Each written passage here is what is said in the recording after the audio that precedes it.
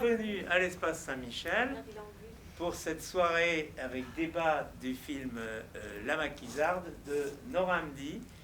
Je remercie Nora d'être venue et je remercie, voilà, merci, et Raphaël Branche qui est notre invité, historienne spécialiste de l'Algérie et de la guerre d'Algérie.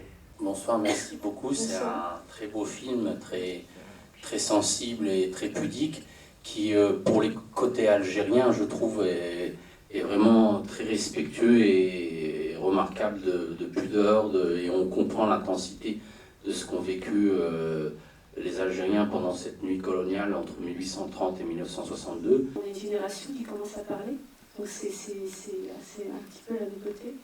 Même si c'est très difficile Moi, j'ai eu tardivement, en fait, les confidences de ma mère, et encore, c'était par bribes, où j'ai dû faire 7 ans d'enquête avec mon oncle en Kabylie, qui était ancien maquisard, et c'est pas facile de... Je comprends que ça puisse pas être facile, surtout quand on est immigré algérien.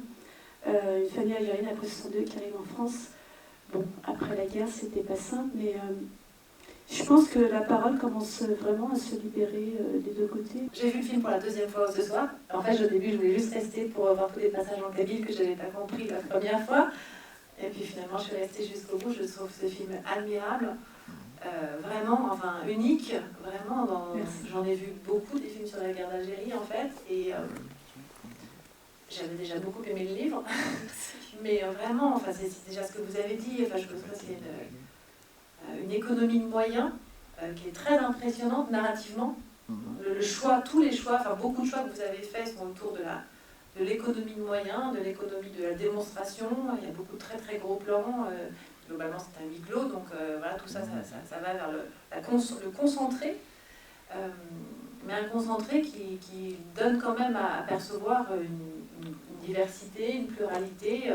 C'est presque un peu étonnant à quel point elle est blonde, finalement, cette française aussi, presque. Enfin, peut-être, ouais. Mais voilà, moi j'ai beaucoup aimé toutes ces perches qui sont tendues aussi sur l'Algérie d'après, sur le passage sur les rêves, il est magnifique. Enfin, vraiment, et effectivement, ce personnage d'appelé français, mais bon, je vais vous laisser parler, moi c'est mon ressenti, mais je pense à un homme que j'ai rencontré qui m'a dit à plusieurs reprises, moi j'ai fait ma thèse sur les violences illégales de l'armée française pendant la guerre d'Algérie. Donc j'ai surtout travaillé sur le pire de l'armée française en réalité quand même. Et donc cet homme que j'ai rencontré dans ce cadre me dit encore récemment, il serait temps de travailler sur tous les gestes d'humanité qui ont eu lieu dans la guerre. Et je trouve cette figure de ce personnage qui n'est pas... voilà, qui n'est pas ni blanc ni noir, qui est complexe, qui est... particulièrement touchante à montrer en France aujourd'hui, où effectivement il ne s'agit pas de dire, il ne s'agit pas de donner des bons points en fait, ou de dire tout noir, tout blanc, mais de donner à comprendre beaucoup cette complexité. Non mais c'est vrai que l'insoumis, pour moi c'était intéressant parce que lorsque ma mère m'a... Enfin, il refuse un petit peu d'être... Enfin, moi, je me suis inspirée en tout cas de ce que m'a dit ma mère, qui elle a vie sauve par un soldat français. Et ça, et quand je l'ai écouté, je me suis dit, mais cette guerre est vraiment particulière. Et ensuite, moi, j'ai rencontré un grand photographe qui n'est plus, qui nous a quittés récemment, qui s'appelle Marc Garanger, qui lui était photographe pendant la guerre d'Algérie, et lui-même me faisait rappeler au personnage que ma mère me racontait, qui découvrait également la guerre. Il était là pour faire son service militaire. Personne ne lui avait dit que c'était une guerre, on lui avait dit que c'était des événements.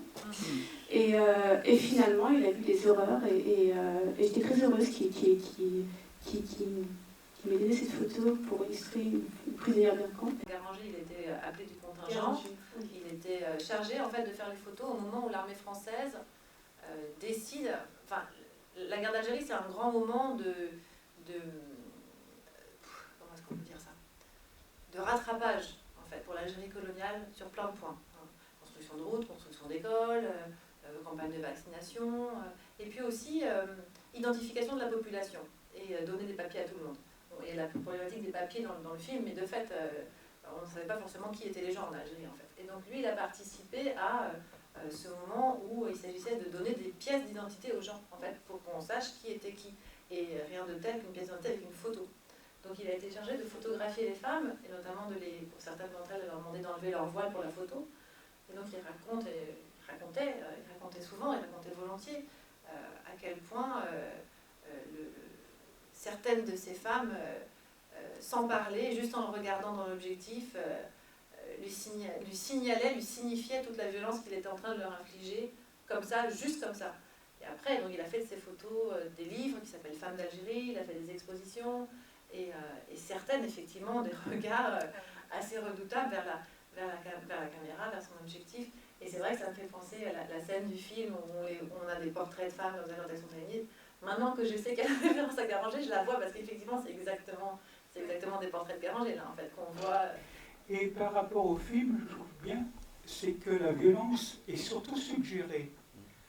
La torture est omniprésente, mais il n'y a pas vraiment de scène de torture. Et ça, c'est quand même appréciable, quoi. En fait, j'ai longtemps réfléchi là-dessus. Je me suis dit, mais on est à une époque où on voit tellement de violences sur Internet, à l'image, et on est presque insensible finalement. Donc je me dis, mais comment faire pour sensibiliser ce sujet?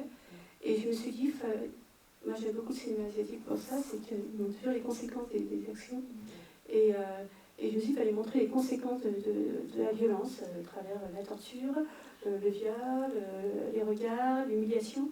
Et je pense que c'est ça qui humanise justement la manière dont on se sent après cette violence. Et je trouve le personnage du jeune français, là, du jeune militaire, là, est absolument formidable, oui, appelé, parce qu'on était complètement révoltés, que les appeler, en plus c'était tout à fait injuste, hein, parce qu'on prenait les jeunes qui ne faisaient pas d'études, et donc les jeunes faisaient tout pour être étudiants et avoir des sursis pour ne pas partir en Algérie, quoi. Et contrairement à ce qu'on peut imaginer, on n'était pas du tout monté contre les Algériens, d'un air de dire, mais contre l'armée française qui les avait envoyés là-bas, quoi. Et encore maintenant, moi, j'arrive pas à comprendre comment on a forcé les appelés à partir là-bas. Ils savaient ce qu'ils faisaient quand même. C'était quand même quelque chose de... Je pense qu'ils avaient quand même conscience de leur acte quand ils torturaient. Vous avez montré des exécutions là, moi, j'ai été... Est-ce que ça a vraiment existé Alors, ce truc, c'est que moi, j'ai été, je pense, très gentille dans ce que j'ai montré. Parce que ce que j'ai découvert, les témoignages, ce que j'ai lu, vous savez, parfois, ils enterraient les femmes vivantes pour pas... Quand elles ne parlaient pas, il y avait des femmes qui faisaient montrer. Alors ça, c'est des récits de grand-mère, de choses qu'on m'a livrées ici et là. Il faut quand même le dire, les exécutions sommaires sont couvertes par l'armée, enfin pas par l'armée, elles sont couvertes par le gouvernement, en fait. Dès 1955, il y a un texte signé du ministère de l'Intérieur, du ministère de la Défense, l'Intérieur étant le ministère en charge de l'Algérie à ce moment-là, qui légalise les exécutions sommaires. Donc voilà, donc c'est une pratique courante, ouais, malheureusement. Ouais. De manière assez classique, et d'ailleurs en fait c'est connu, oui. Pour le coup c'est pas caché dans les textes d'archives, parce que justement il y a cette instruction qui permet de découvrir, donc il suffit de déclarer que les gens tentaient de s'enfuir et qu'on les a abattus. Donc ce qui fait que dans les archives il y a pléthore de fuyards abattus. Comme c'est pas du tout officiel, l'armée française fermait les yeux sur les groupes de commandos qui étaient là justement pour faire parler ceux qui attrapaient, qui étaient vraiment impliqués dans la guerre, comme des maquisards, enfin ceux qui livraient la bataille. Et là, moi, ce qui m'avait intéressé justement, c'était des endroits cachés en fait. Ça pouvait être dans des fermes, dans des maisons, dans des villas. Ils ne restaient jamais longtemps. Ils faisaient le sale boulot, puis après, ils partaient. C'était vraiment quelque chose... D'ailleurs, on le voit dans le film, je ne sais pas si tu connais La question d'Henri Alleg. Le film d'Aldeman. Oui, voilà. Et là, on voit bien ce passage-là, moi, quand je l'ai vu, je me suis dit, ah, mais c'est ce qu'on m'a dit, c'est exactement... Et il ne reste jamais longtemps, en fait, les prisonniers, enfin, ceux qui torturent. Moi, je me suis précisément inspirée de ça, parce que je trouvais ça plus intéressant